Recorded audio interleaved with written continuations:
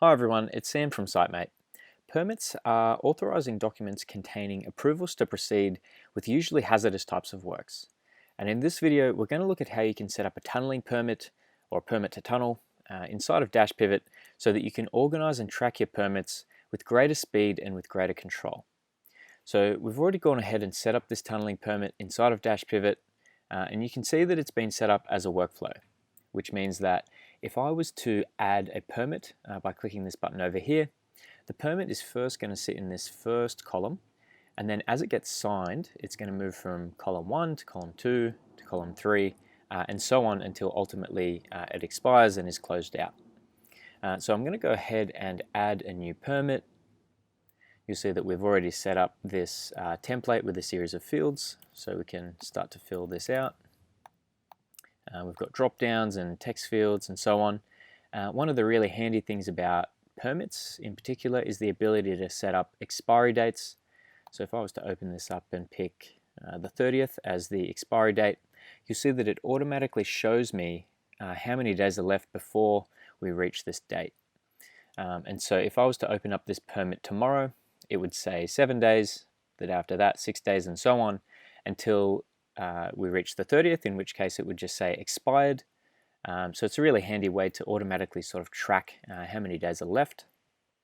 As we continue through the permit, another handy thing is the ability to add photos. So if you're using the Dashpivot app, you can open up this form, click on the Add Photos button. It'll open the camera, and you can just take a photo. You can add comments, you can add tags, as you normally would using the Dashpivot app. And then once you save that, that'll get added directly onto this form here. And as we continue down the form, you'll see that we have some sections for some signatures.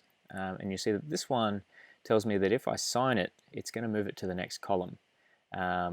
So this is the way that that the form, or in this case this permit, is going to be able to move from the first column to the second column. And we've got several of these signatures that tell us that they're going to move it to the next column.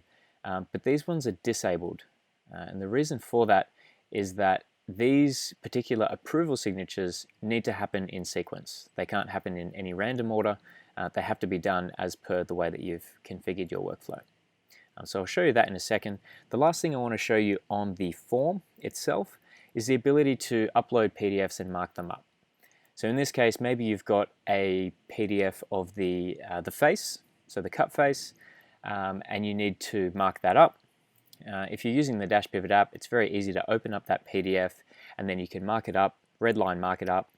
You can add some annotations if you need to, and add any other additional details on the actual drawing itself. And then you can save that, and that will be attached and linked to this form. And once you're happy with it, you can click this Save button down the bottom, and you'll see that we've now got this permit sitting in this very first column. And I'll show you just quickly how to move it across. So as I said before, the approval signatures is how this works. So if I was to click sign next to engineer, it's going to stamp my signature, my name, the time and date, and you'll see that the next one is now enabled. So if I was to save this, it's now in the second column. I could go and open up this form again, and then find the next signature, sign it off, and it's going to move to the next column and the next and the next. But one of the cool things about Dashpivot is the ability to set up notifications. So it's very easy to click this little icon here and decide who it is that we want to notify when a permit moves into this column, for example, so the project manager column. So in this case, maybe the project manager is Josh, so I can click on Josh's name, and I can be assured now, because it tells me, that if I was to sign off this permit, and it was to move into this project manager column, then Josh is going to be the person who receives an email notification that the permit has moved into this column here.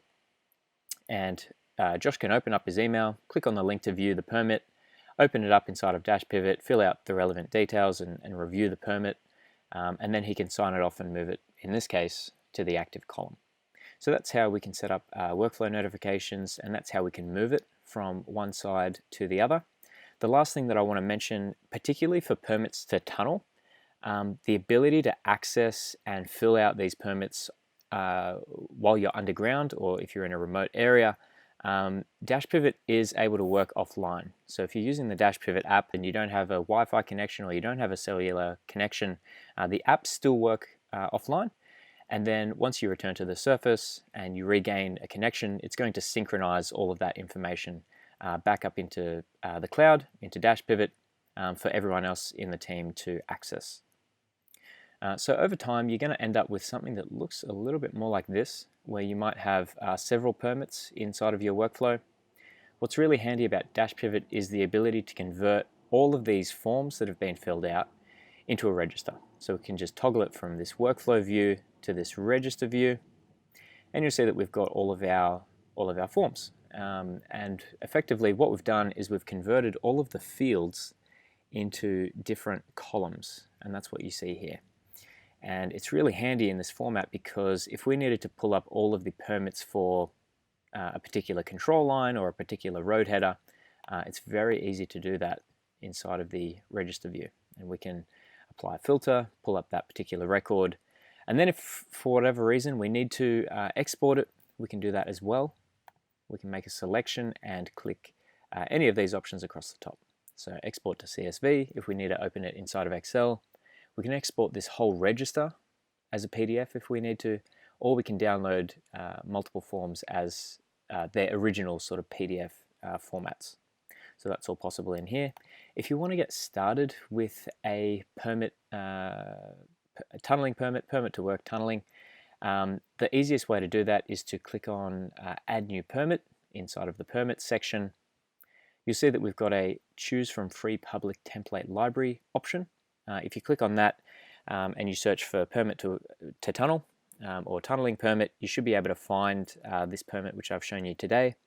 And while you're there, I mean, feel free to check out some of the other templates that we have across safety, environment, quality, geotech, survey, commercial. There's a lot of templates in there that are ready to go off the shelf, so feel free to check those out. And that's how you can organize and track your geotechnical permits with greater speed and control using Dash Pivot.